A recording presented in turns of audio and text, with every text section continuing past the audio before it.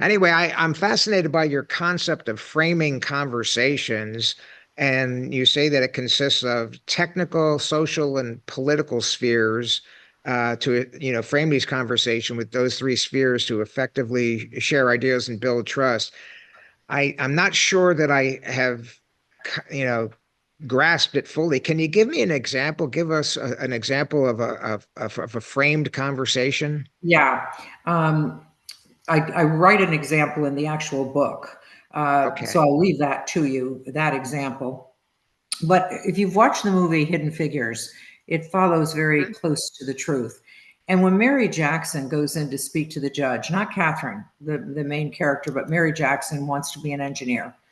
And her Jewish boss says to her, "Look, I had to overcome the Holocaust and everything else to get here to NASA. I know you're a woman of color, but you got to get this. You got to go to an all white high school and take some classes." So she's going before a judge, and it's really worth watching this clip. I use it in a lot of my workshops. And technically, she's got all of the right knowledge, experience, and skills to deserve the right to educate herself.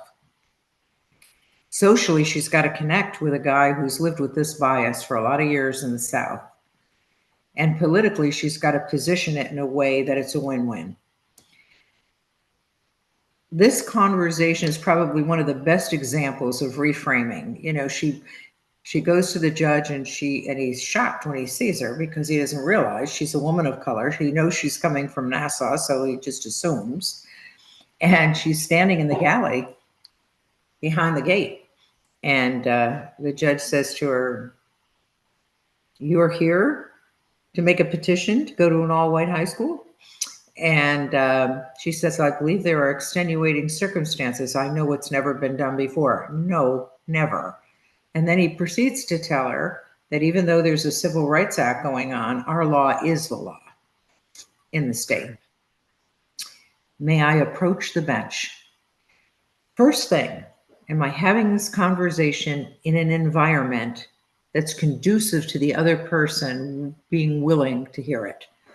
How many times somebody blurts something out at a meeting in a public forum and they don't stand a chance in hell of getting the answer they want to get? Okay. Yeah. Pick your space, pick your spot. Then you walk in, she approaches the bench, and she begins to share with the judge all the things he's done to be first. You were first to go to university, you were first to be commanded in the armed forces, you were first to do this. And he looks at her, he says, "You've done your homework."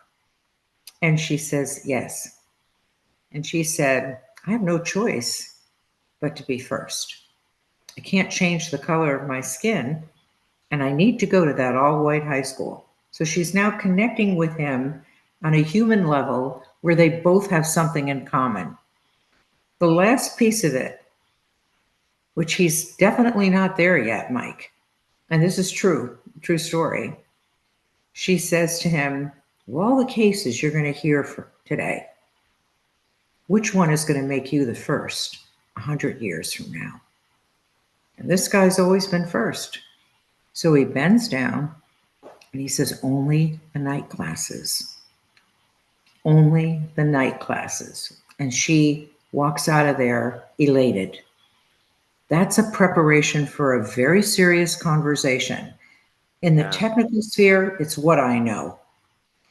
In the social sphere, it's how I connect what I know to who I know. Yeah. In the political sphere, it's how I get someone to know me.